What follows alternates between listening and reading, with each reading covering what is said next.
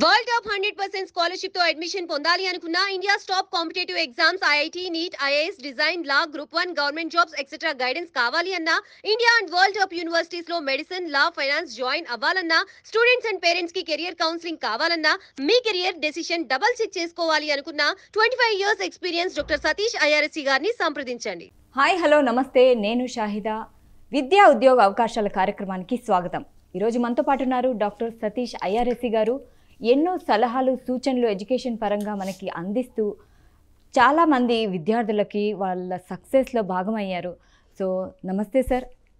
నమస్తే సార్, ఈరోజు టాపిక్ వచ్చేసి కాకినాడ సర్పవరం ఏరియాలో ఒక తండ్రి 2 పిల్లల్ని చంపేశాడు. పైగా తను కూడా ఆత్మహత్య చేసుకున్నాడు. ఎందుకంటే అతనికి ఈ కాంపిటేటివ్ వరల్డ్లో అసలు నేను బతకలేనేమో, ఈ పిల్లలు రాణించలేరేమో అన్న భయంతోనే చంపేశాడు. సో ఈ పరిస్థితి ఇండియాలో ఎందుకు వచ్చింది? ఎందుకు పేరెంట్స్ ఇలా ఆలోచిస్తున్నారు? ఇది చాలా బాధాకరమైనటువంటి విషయం అండి. అలా నాకు తెలిసిన తర్వాత నాకే ఒక హాఫ్ అన్ అవర్ అసలు నేను షాక్లోకి వెళ్ళాను. అఫ్కోర్స్ కాకినాడకి నేను బాగా పరిచయం ఉన్నటువంటి ఏరియా సర్పవరం ఏరియా అండి, నాకు బాగా తెలిసిన ఏరియా. చాలా కాలం ఆ ఏరియాలో ఉన్నాను నేను. యాక్చువల్గా పేరెంట్ కూడా కొంచెం వెల్ ఎడ్యుకేటెడ్. అతను ఓఎన్జీసీలోనూ అదే గవర్నమెంట్ రిలేటెడ్ దాంట్లో జాబ్ చేసుకుంటున్నాడు. అతను మరీ చిన్నపిల్లలు, సరే కొంచెం పెద్ద పిల్లలు ఏదో ఇడి అసలు దీనికి పనికిరాడేమో, లేదా ఏమైనా యాంటీ సోషల్ యాక్టివిటీ చేస్తున్నాడో, లేదా ఏదో డ్రగ్స్కి బానిస అయిపోయాడో, లేకపోతే ఏదో దొంగతనాలు చేస్తున్నాడో, వీడి వల్ల సొసైటీకి ఏమైనా నష్టం జరుగుద్దో, వేరే ఏదైనా పెద్ద వయసు వచ్చిన తర్వాత వేరే కారణాల వల్ల ఏదైనా ఇబ్బందికరమైన పరిస్థితులు వచ్చినప్పుడు అలాంటి సందర్భాల్లో ఏదైనా డెసిషన్ తీసుకున్నాడు అంటే అది తప్పని నేను అన్నగానే ఓకే, కొంతలో కొంత. ఇది మరీ ఘోరం. ఇది చిన్నపిల్లోడికి ర్యాంక్ ఏంటో, చిన్నపిల్లోడు వీడు సక్సెస్ అవ్వలేడు అని చెప్పి అతను జడ్జిమెంట్ చేయడం కానీ, లేకపోతే ఆ చిన్న వయసులోనే ఈ కాంపిటేటివ్ వరల్డ్లో అతను తట్టుకోలేడు అని చెప్పి అనుకోవడం ఏదైతే అనుకుంటున్నాడో, ఇది 2 విషయాలను మనం రిఫ్లెక్ట్ చేస్తుందండి టాపిక్. ఒకటి, ఆ పేరెంట్ యొక్క మానసిక పరిస్థితి అనేది ఒక యాంగిల్ ఉంటుందండి ఇక్కడ. ఇంకొకటి ఏంటంటే ఆ ఫియర్ రావడానికి గల కారణం ఏంటి? ఫియర్ రావడానికి రీజన్ ఏంటి? భారతదేశం చాలా పెద్ద దేశం. చాలా సందర్భాల్లో మేమే చెప్తూ ఉంటాం, ఇక్కడ ఒక్కొక్క ఉద్యోగానికి ఒక్కొక్క సీటుకి లక్షల మంది ఉంటారు, ఎంతోమంది పోటీ పడతారు. కాబట్టి ఈ పోటీ ప్రపంచంలో తట్టుకోవాలంటే తక్కువ మందికి మాత్రమే అవకాశాలు వస్తాయి.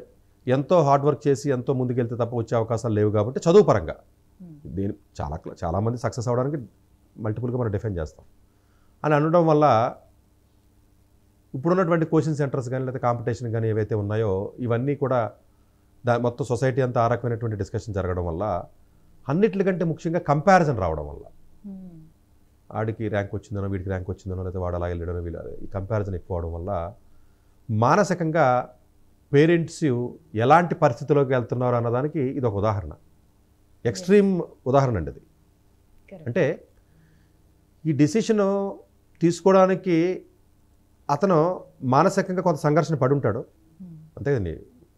ఇది చాలా చిన్న విషయం కాదండి. అది ఒక వ్యక్తి మొత్తం చేతులు కట్టేసి లేదా బకెట్లో తలకాయ పెట్టి పిల్లల్ని చంపేయడం, తర్వాత అతను ఆత్మహత్య చేసుకోవడం, మరి క్లియర్గా సూసైడ్ నోట్లో అతను రాయడం అన్నది ఏదైతే ఇదంతా ఎపిసోడ్ ఏదైతే ఉందో, ఎలాంటి వ్యక్తి అయినా పిల్లల్ని చంపేయడం అన్న స్టేజ్కి జనరల్గా వచ్చాడు అంటే డెఫినెట్గా అతను మానసికంగా స్టెబిలైజ్డ్ పొజిషన్లో ఉన్నాడని నేనైతే అనుకోవట్లే.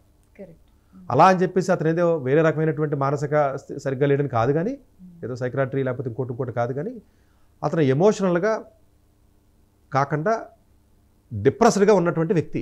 అలా డిప్రెషన్ అవ్వడానికి రీజన్ ఏంటంటే మేబీ అతను ఉన్నటువంటి అతను చదివిన అతను చిన్నప్పుడు ఉన్న పరిస్థితులు బట్టో, లేకపోతే అతను చుట్టుపక్కల ఉన్నటువంటి వ్యక్తుల వల్ల, రకరకాల ఎగ్జాంపుల్స్ వల్ల అతను ఆ రకమైనటువంటి స్కూల్ మార్చాడు.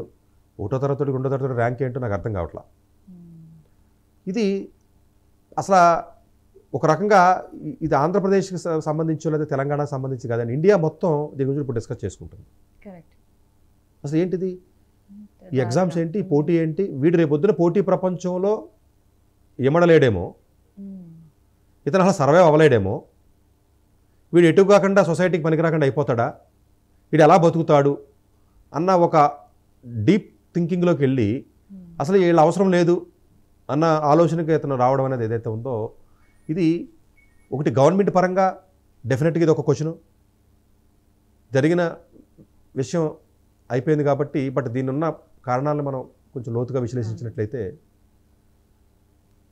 ఉన్న స్కూల్స్లో ఉన్న కాలేజెస్లో ఒక 4-5% మాత్రమే క్వాలిటీ ఉంటే 95% క్వాలిటీ లేకపోతే ఇలాంటి పరిస్థితి వచ్చింది. అదే మిగతా దేశాల్లో ఉన్నట్టుగా కాలేజెస్లో కనీసం ఒక 50-60% ఉన్న క్వాలిటీ ఎడ్యుకేషన్ మనం ఇస్తే గవర్నమెంట్, అప్పుడు పోటీ ఉండదు. తక్కువ చోటే క్వాలిటీ దొరకడం వల్ల మీరు హైదరాబాద్ సిటీ మొత్తం మీద 2 హోటల్లోనే భోజనం బాగుంటుందని పేరు వచ్చిందండి. ఎంత కష్టం తెలుసు అది. 2 హోటల్కి వెళ్ళి చచ్చిపోతా అని చంపేయాలి ఇంక మనం. ఏ ఏరియాకి ఆ ఏరియాకి మంచి మంచి హోటల్స్ ఉంటే కొంచెం బెటర్, ప్రశాంతంగా జనం పోయి తింటారు, అంతే కదండి. అలాగే ఏంటంటే ఈ క్వాలిటీ ఎడ్యుకేషన్ తక్కువ ప్లేసెస్లో ఉండడం వల్ల, ఈ కాంపిటీషన్ పెరగడం వల్ల తల్లిదండ్రులకు ప్రెజర్ ఎక్కువైపోతుంది. ఫస్ట్ ఆ ప్రెజర్ ఎక్కువడం తప్ప రేటా అన్నది పక్కన పెట్టండి. ఎందుకంటే వాళ్ళ ఆశలు ఉంటాయి, ప్రతి వాడికి హోప్ అనేది ఉంటుంది. ప్రతి వాడు మా పిల్లవాడు కొంచెం బెటర్గానే ఎక్సెల్ అవ్వాలనుకుంటారు, మంచి పొజిషన్కి వెళ్ళాలనుకుంటారు. కాబట్టి దానికి తగ్గట్టుగా అన్ని ఆపర్చునిటీస్ లేవు. కాబట్టి ఇలాంటి ఫీల్ అనేది చాలామంది తల్లిదండ్రులు రావడం అన్నమాట వాస్తవం. ఇది మరి ఎక్స్ట్రీమ్ కేసు అనుకోండి, పక్కన పెట్టండి. సో దీన్ని గవర్నమెంట్ డిఫరెంట్ యాంగిల్లో దీన్ని థింక్ చేసి క్వాలిటీ ఉన్నటువంటి మన కాలేజెస్ని కానీ ఆ వ్యవస్థను కానీ మనం చేయగలిగితే చాలా కంట్రీస్లో ఉన్నట్టుగానే డెఫినెట్గా గవర్నమెంట్ సంస్థలను కానీ కొంచెం పటిష్టపరచగలిగితే ఇది కొంత కాంపిటీషన్ తగ్గే అవకాశం ఉంటుంది. అలాగే చదివిన తర్వాత మళ్ళీ ఉద్యోగాలు కల్పించడంలో మళ్ళీ మనం ఫెయిల్ అవుతున్నాం. ఇప్పుడు మీడియన్ ఏజ్ మన భారతదేశానికి 27 సంవత్సరాలండి. చైనా 43-44 ఉంటుంది. ఇంత యూత్ పవర్ ఉండి మీరు దగ్గర 40-50 కోట్ల మంది వరకు కూడా 17-23 సంవత్సరాల వయసులో ఉన్నటువంటి సంఖ్య ఉన్నటువంటి మన దేశంలో వీళ్ళందరికీ సరైనటువంటి ఆ అవకాశాన్ని కల్పిస్తే వర్క్ చేస్తారు వీళ్ళు.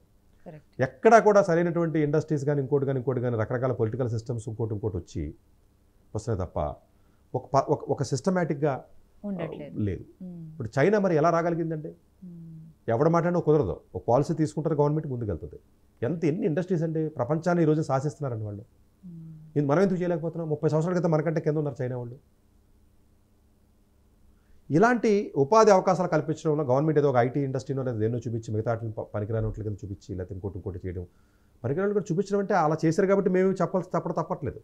అదే గవర్నమెంట్ వాటిని కూడా చేస్తే ఎప్పుడైతే మీకు ఎంప్లాయ్మెంట్ జనరేషన్ పెరిగిందో ఓవరాల్గా జీడిపి పెరుగుతుంది, డెఫినెట్గా ఎంప్లాయ్మెంట్ వస్తుంది. కాబట్టి ఇంత ప్రెజర్ ఉండదండి పేరెంట్స్కి, పిల్లలకి. ఈ కోవిడ్ తర్వాత ఇంకా ఎక్కువైపోయింది. ఎందుకంటే లే ఆఫ్లు, జాబ్స్ లేకపోవడం, ఓన్లీ క్వాలిటీ ఉన్న వ్యక్తులకే అవకాశాలు రావడం అన్నది ఈ 2-3 ఏళ్లలో ఎక్కువైందండి. సో ఇది గవర్నమెంట్ సైడ్ నుంచి చేయవలసినటువంటిది. పేరెంట్స్ చేయవలసినటువంటి విధానం ఏంటంటే పేరెంట్స్ జనరల్గానంటే దేర్ ఆర్ 2-3 వర్డ్స్ ఉంటాయండి. మీకు ఫియర్ ఒకటండి, డేంజరస్ వర్డ్. హోప్, ఆశ. ఇంకోటి హేట్రెడ్, మనకి హేట్ చేయడం. ఈ 3 వర్డ్స్ జనరల్గా అందరూ గుర్తుపెట్టుకోవాలి. ఇవి చాలా డేంజరస్ వర్డ్స్ ఇవి. ఒక్కసారి ఫీర్ స్టార్ట్ అయిన తర్వాత ఒక సర్టన్ లిమిట్ దాటింది అనుకోండి, భయం మీకైనా సరే దేని గురించి అవునండి భయం అది వచ్చింది అనుకోండి, పిండిని రుబ్బురోల్లో వేసి తిప్పుతాం కదా, మిషన్లో అయితే తిరుగుద్ది కదా. బ్రెయిన్కి ఉన్న పవర్ ఏంటంటే ఒక థాట్ని బ్రెయిన్లోకి పంపించారనుకో, మీరు ఖాళీగా ఉన్నారనుకోండి, అది తిరుగుతూ ఉంటుంది. మీరు వద్దన్న అది గుర్తు చేస్తూనే ఉంటుంది. అది తిరగ్గా over a period of time దాని రూపం మారుతుంది. అదే డిప్రెషన్. అంటే కంటిన్యూస్ అండ్ సస్టైన్డ్ ఫీర్ అనేది లాంగ్ స్టాండింగ్లో ఉన్నట్లయితే డిప్రెషన్గా మారుతుంది. ఫియర్ ఎందుకు వచ్చింది? ఎక్సెసివ్ ఇమాజినేషన్ చేయడం వల్ల.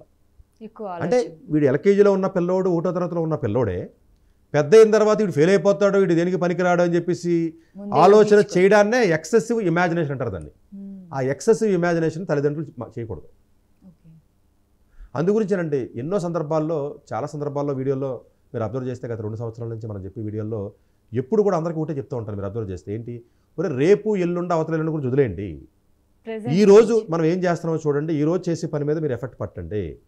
ఈ రోజు చేసే దాంట్లో మీరు ఎంతో కొంత బెటర్గా పెర్ఫామ్ చేయడానికి ట్రై చేయండి. ఒక పనైనా, ఒక ఉద్యోగమైనా, ఇంకోటైనా. సో మీరు ప్రజెంట్ వరల్డ్లో బతుకుతారు. మీరు ఎక్సెసివ్గా ఇమాజిన్ చేసుకోవడం, లేకపోతే ఫ్యూచర్ రేపు ఏం చేస్తాను, 10 ఏళ్ళ తర్వాత ఏమైపోతాను, 20 ఏళ్ళ తర్వాత ఎంత సంపాదిస్తాను, ఇలాగా ఒక ఫ్యాంటసీ వరల్డ్లో వద్దు. ఎప్పుడుదప్పుడు ప్రజెంట్గా ఉండండి. మిమ్మల్ని మీరే కంపేర్ చేసుకోండి, పక్కనోడితో కంపేర్ చేసుకోవద్దు. ప్రపంచంలో మీలాంటి మీరు ఒకడే, 800 కోట్ల మందిలో ఇంకొకరు లేడు. అందరూ మనుషులే. చూడండి, గాడ్ క్రియేషన్. ఏ 2 మనుషులు సమానంగా ఉండరు. మరి చూడండి, అందువల్ల ఏంటంటే ఎవడికాడు స్పెషల్ కాబట్టి ఎవడన్నా కంపేర్ చేసుకోగలిగితే మనిషి అన్నవాడు ఆడితోనే కంపేర్ చేసుకోలేడు. That is called better than అంటే ఎస్టర్డే. అంటే నిన్నటి కంటే ఈ రోజు కొంచెం బెటర్గా ఉన్నట్లయితే సరిపోతుంది. చదువు అని కాదండి నేను చెప్పేది, ఓవరాల్గా హ్యూమన్ గ్రోత్ అనేది, పర్సనాలిటీ అండ్ హ్యూమన్ గ్రోత్. రేపటి గురించి బాధపడకూడదు. సో రేపు అన్న దానికి అది ఒక ఫ్యూచర్ అండి. దాన్ని ఎక్సెసివ్గా మనం ఆలోచన చేసే విధానం ఏదైతే ఉందో కరెక్ట్. ప్రజెంట్ని మర్చిపోయి ఫ్యూచర్ని, ప్రజెంట్ని ఎంజాయ్ చేయడం మర్చిపోతాడు, ప్రజెంట్లో వర్క్ చేయడు, ప్రజెంట్కి సంబంధించి దేన్ని వాడు చేయడు. మిమ్మల్ని ఖాళీగా ఒక 1 hour కూర్చోబెట్టాను అనుకోండి, 1 hour అయితే పాస్ట్ గురించి ఆలోచిస్తారు, లేదా ఫ్యూచర్ గురించి ఆలోచిస్తారు. మీరు ఎప్పుడు ట్రై చేసి చూడండి, ఒకళ్ళ కూర్చొని చూడండి ఎప్పుడు. ఇది తగ్గించగలిగితే ఇలాంటి పరిణామాలు తల్లిదండ్రులు, ఎందుకంటే తల్లిదండ్రులకి డిప్రెషన్ ఎక్కువ అవడం వల్ల పిల్లలకి తలనొప్పి. ఇప్పుడు మెజారిటీ ఆఫ్ ది కేసెస్లో చైల్డ్ పర్స్పెక్టివ్లో ఇబ్బంది పడుతున్నటువంటి పిల్లలు కానీ స్టూడెంట్స్ కానీ చాలా కేసెస్లో తల్లిదండ్రులు డిప్రెషన్గా ఉంటారు. అసలు ముందు కరెక్ట్ చేయాల్సిన తల్లిదండ్రులు కరెక్ట్ అవ్వాలి. మీరు చిన్నతనంలోనే బాక్స్ ఇచ్చి, ఒరే నువ్వు స్కూల్కి వెళ్తున్నావు కదా, మిగిలిపోతే ఇంటికి పట్టుకొచ్చే అని చెప్పారు మీరే. అంటే ఏం నేర్పుతున్నారు అడికి? ఒరే నువ్వు ఎవరికి పెట్టకరా, నువ్వే పట్టుకొచ్చే బాక్స్ వెనక్కని. షేరింగ్ నేర్పట్లేదు. ప్రతిదీ కంపారిజన్ నువ్వే చేస్తావు. రిలేషన్స్ ఉండవు. అత్తయ్యతో మాట్లాడొద్దు, మావయ్యతో మాట్లాడొద్దు, కజిన్తో మాట్లాడొద్దు. ఆడికి మార్కులు ఎక్కువ వచ్చి వీడికి మార్కులు వచ్చినా వద్దు. ఆడ ఆస్తి తక్కువ, వీడు ఆస్తి ఎక్కువ, వీడు మనం కలిసి ఉండకూడదు. ఆడికంటే ఆడి ఇల్లు కొనాలి, నేను ఇంకా పెద్ద ఇల్లు కొనాలి, ఆడు ఎకరం కొనాలి, 2 ఎకరాలు కొనాలి. ఇదే కంపారిజన్లో ఆ రిలేషన్స్ మొత్తాన్ని బ్రేక్ చేసేది ఎవడు? పెద్దోళ్ళే కదా, పెద్దోళ్ళే కదండి, అదే కదండి. సో రిలేషన్స్ బ్రేక్ అవ్వడానికి వాళ్ళే కారణం.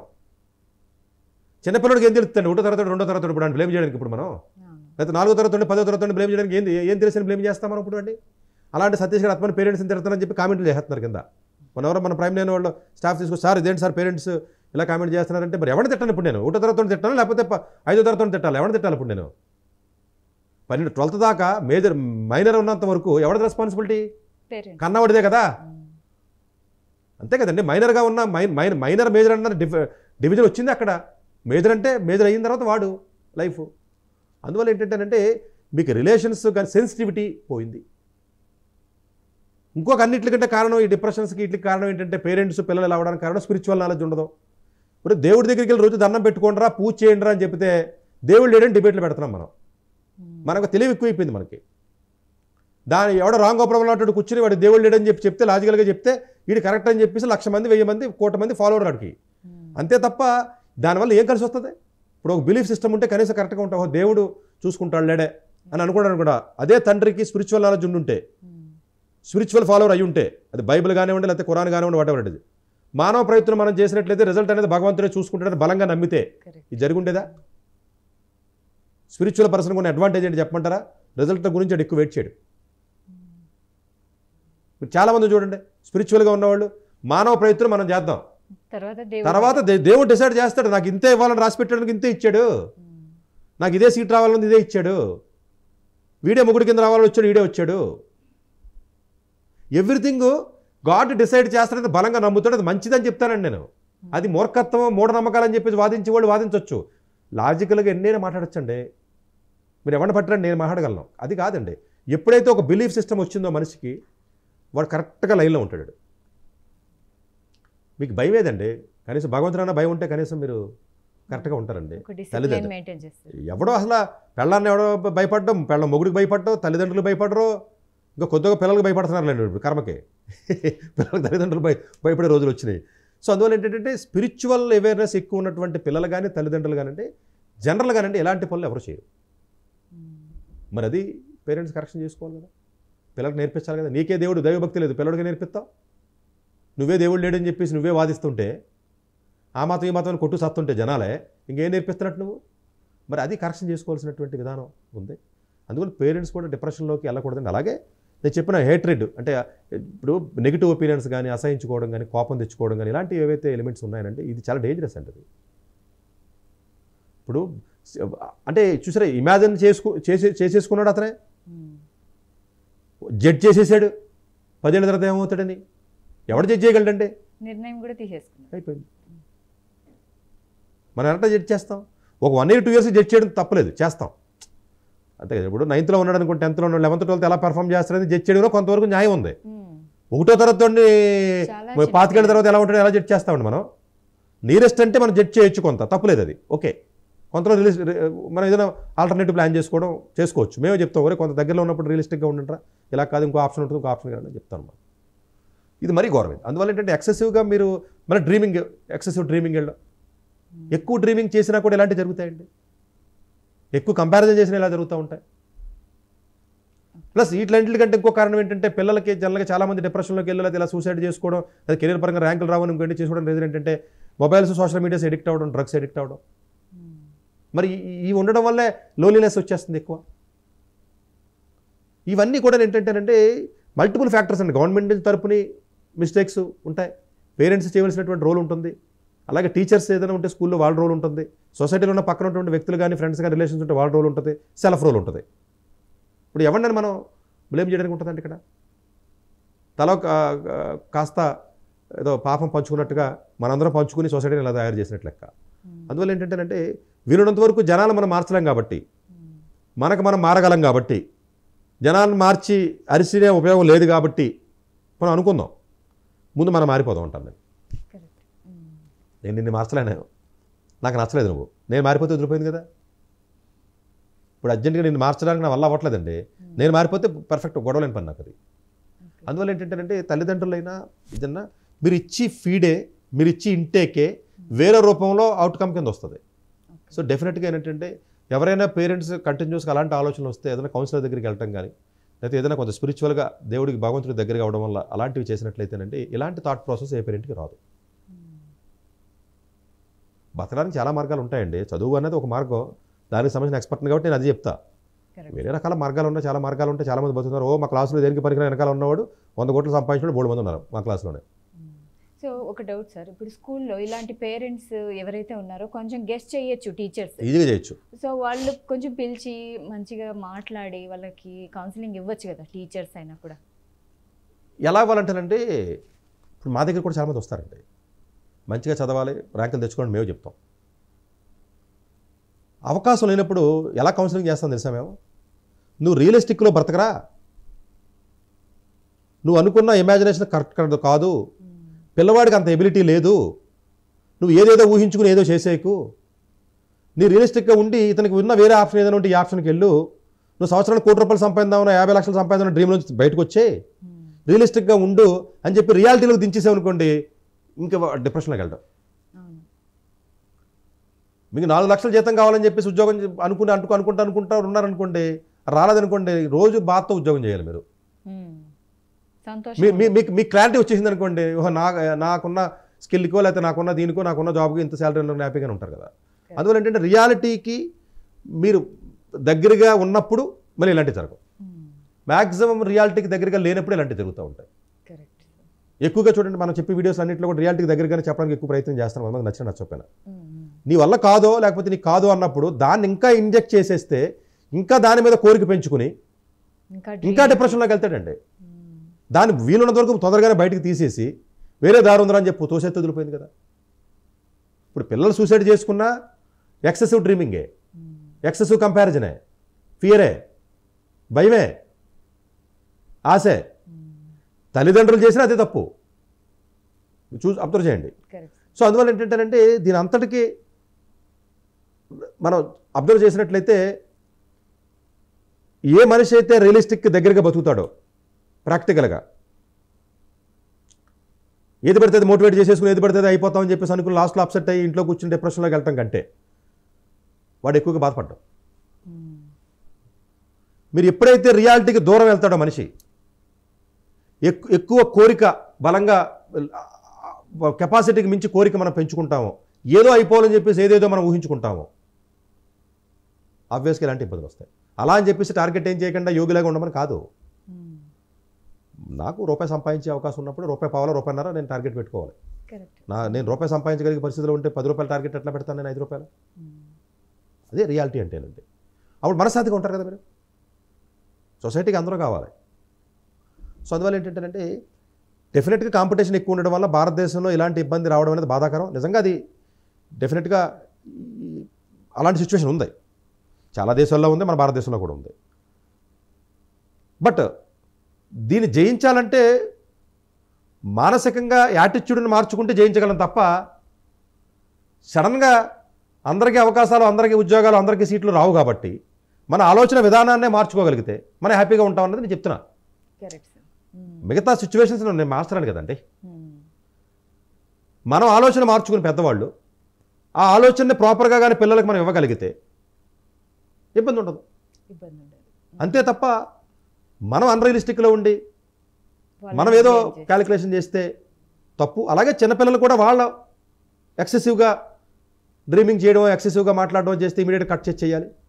సోషల్ మీడియాస్కి దూరంగా పెట్టాలి. ఇష్టం వచ్చిన ఇవన్నీ రకరకాల చూసి ఇప్పుడు సూసైడ్లన్నీ ఇప్పుడు సోషల్ మీడియాలోనూ లేకపోతే యూట్యూబ్లో చూసి కూడా, లేకపోతే గేమ్స్ ఆడటం, లేకపోతేనేమో బెట్టింగ్లు చేయడం, లేకపోతేనేమో ఇలాగ చంపడాలు, చావడాలు, ఇవన్నీ కూడా ఈ సోషల్ మీడియా యూట్యూబ్ల వల్ల జరుగుతున్నాయండి. ఇవన్నీ కూడా ఇవన్నీ దూరంగా పెంచడం, బ్యాడ్ హ్యాబిట్స్ దూరంగా ఉండటం, బ్యాడ్ ఫ్రెండ్స్ దూరంగా ఉండడం చేయడం, వీళ్ళంత వరకు కూడా ఎక్కువగా స్పిరిచువల్గా బాగా దగ్గరగా ఉండడానికి ప్రయత్నం చేయడం, ఇలాంటివి చేయడం వల్ల కొంచెం మీకు ఎప్పుడైతే స్టెబిలిటీ ఆఫ్ మైండ్ వస్తుందో మీకు డెఫినెట్గా వాళ్ళు తీసుకునే డిసిషన్స్ ఎప్పుడు కూడా కరెక్ట్గా ఉంటాయి. అందుగురించి అంటే రామాయణంలో ఒకటి ఉంటుందండి, ఒక శ్లోకం యొక్క మీనింగ్ ఏంటంటే, ఎప్పుడో 20-25 ఏళ్ల క్రితం నేను ఒక టెంపుల్లో ఉండి వింటున్నప్పుడు నాకు విన్నానండి నేను. నాకు బాగా గుర్తనమాట ఇప్పటికీ. మనిషి టెన్షన్లో ఉన్నప్పుడు, బాధలో ఉన్నప్పుడు వాడు తీసుకునే డిసిషన్లో 30% కరెక్ట్ ఉంటుంది, 70% రాంగ్ తీసుకుంటాడు అంటాడు. అందుగురించి మనిషికి బాధ కలిగినప్పుడు, డిప్రెషన్ వచ్చినప్పుడు, భయం వేసినప్పుడు, ఎక్కువ కోరిక కలిగినప్పుడు ఏం చెప్తుంది అంటే స్పిరిచువల్లో ఏం చేయకుండా కాము కూర్చోమని చెప్తుంది. డిసిషన్ తీసుకోకూడదు. అంత స్పీడ్గా ఆ పేరెంట్ డెసిషన్ తీసుకున్నాడు అంటే ఒక క్లారిటీకి వచ్చిందా, డెసిషన్ తీసుకున్నాడు కదా, ఆ డెసిషన్ తీసుకున్నాడు అంటే అతనికి ఏమాత్రం స్పిరిచువల్ టచ్ ఉన్నాడైనా కొంచెంసేపు ఆగుతాడు, ఆలోచిస్తాడు.